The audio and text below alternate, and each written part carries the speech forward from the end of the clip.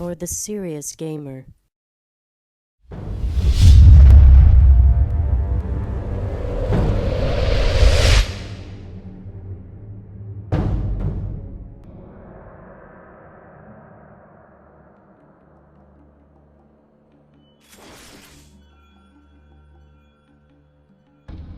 Hello everyone and welcome to another episode of Rurikhan's Bad Reviews.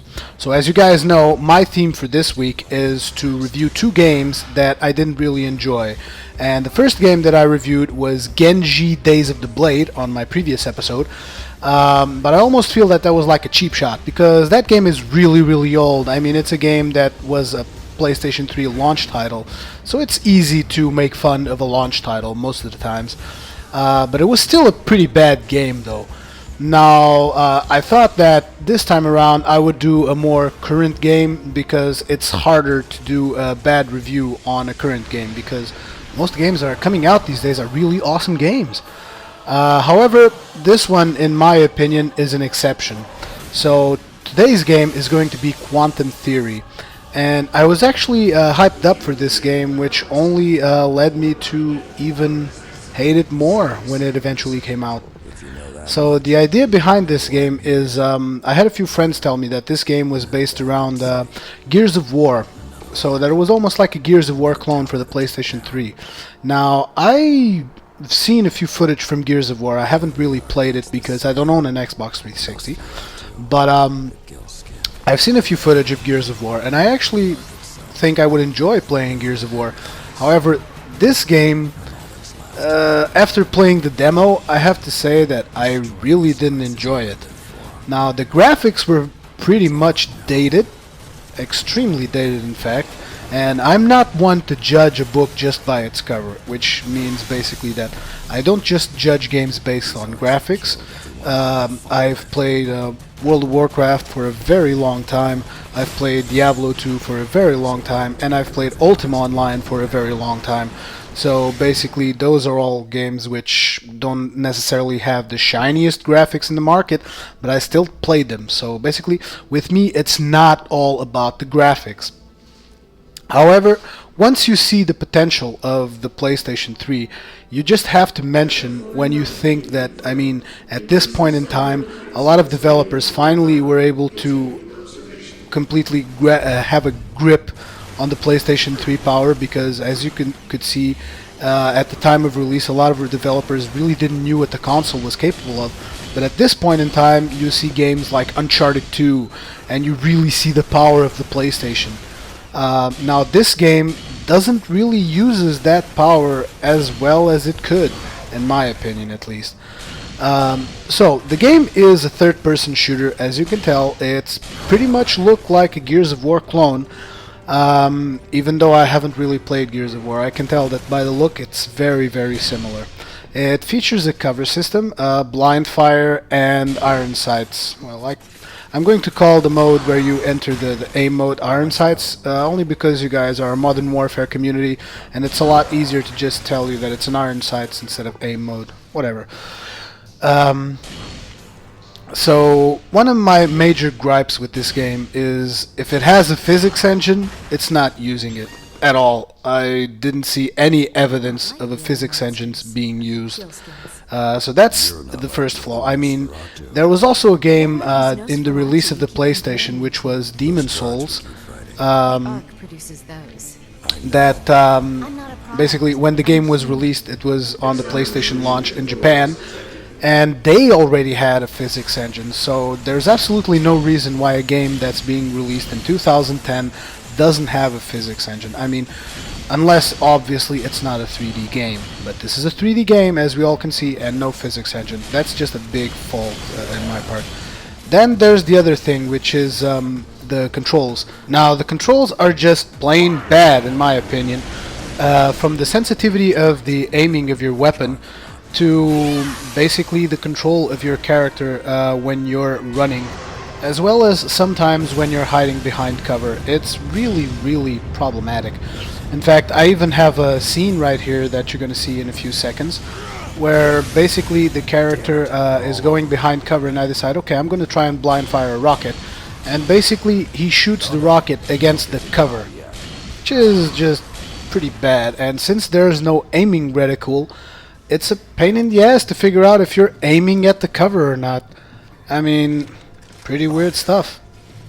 Like, look here, I grab the rocket launcher, right? Throw a couple of rockets, now I'm like, okay, I better start heading behind cover because I just got shot in the face. Oh, there's a guy behind here. Let's try and shoot a rocket at him. No, fail! What, you didn't have an aiming reticule for your blind fire? Well, that's too bad, dude. You should have had. So, basically, and now as you can see, this is me trying to aim. When you're trying to aim real fast, it just gets completely screwed up. And now I'm going to try and throw her at that top platform. Throw my partner. But apparently I missed it. I'm pretty sure the crosshairs were like dead on, but it's a bit funny when you can hit stuff with her and when you can't. It's kind of weird. The mechanic doesn't seem to be all that well tuned, to be honest. But that's a side note, because I mean, throwing her is just fun all around. Now, another thing that you probably notice throughout this review is that the enemy mobs, the enemy monsters, they basically explode whenever you hit them. There's no corpse, they're just like a stain on the floor. And while that's pretty funny when you're shooting a rocket or something, if you're doing a headshot or something like that, it's pretty annoying that your enemy I mean, look at this. This was a headshot, and the guy just pops like a balloon. And I'm like, yeah, these guys, they look like they're armored all the way up to the teeth, and basically you shoot them once in the head and they like go boom, like if they had freaking C4 on chest and just explode on contact. It's just a bit messed up. I mean, I would really like to see, like we see in normal games, I mean, a corpse or something on the floor, not just have them pop like they're a freaking balloon. I mean, it's just ridiculous.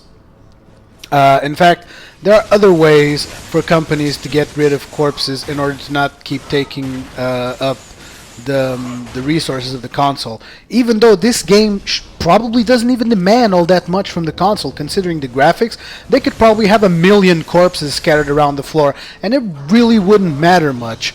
Now, the thing is, they could at least do it more subtly. Like, have a corpse on the floor and then have it disappear after 10 seconds or whatever.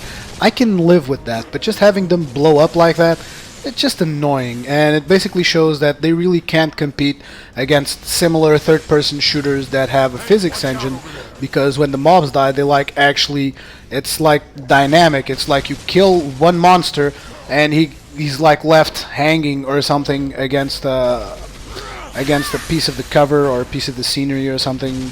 Or even you can trip over him because of the... I mean, this is just where the physics engines really bring the little details of a game to life. Now, enough bragging on about the physics engine. This is the throwing mechanic. I don't really think that I've mentioned this far, but basically you can throw Sid's partner, and she...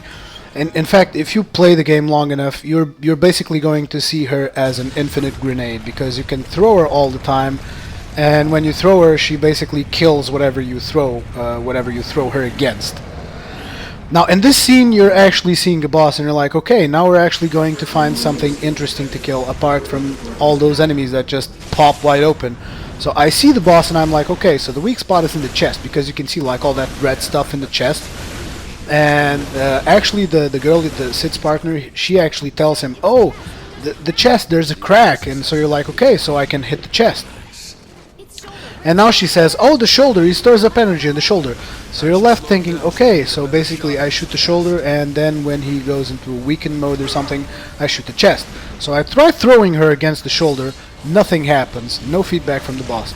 Then I tried shooting this weapon, which apparently shoots like these weird discs. Which, I mean, normally discs is a good thing. I mean, discs chop things off, right? So I'm like, yeah, I'm going to chop off your shoulder. Absolutely no response from the boss. And I'm like, dude, why? I mean, is the weapon doing something? Is it not doing anything?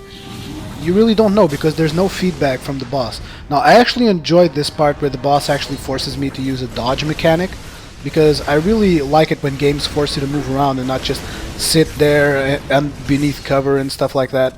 I really like it when you have to move around. Now, as you see, I've given up on the disc weapon because it seemed to be having no effect, and now I'm just shooting the boss's shoulder and see what happens. Except I'm getting no feedback from the boss, except for this one right now. I'm like, okay, finally, okay, this means he's hurt, right? So I'm gonna shoot him in the chest. Now, there's no energy bar, and I'm not exactly against not having an energy bar, but it's pretty useful when it's there. And if it's not there, you better make sure that the boss has proper feedback so that the player knows if his attacks are affecting the boss or not. But there's nothing now that indicates to me that the boss is weakened or not. It's just really, really weird. And then all of a sudden, oh, I killed it! Okay. And I'm like, yeah, that's cool. And the boss explodes, just like all the other monsters. It's just like, yeah, this game was a real disappointment. And I was actually thinking of buying it, so yeah, this is one of the games I really don't like, so I don't know if you guys like it or not, but anyways, I hope you guys enjoyed the review, and I will see you guys on the next episode.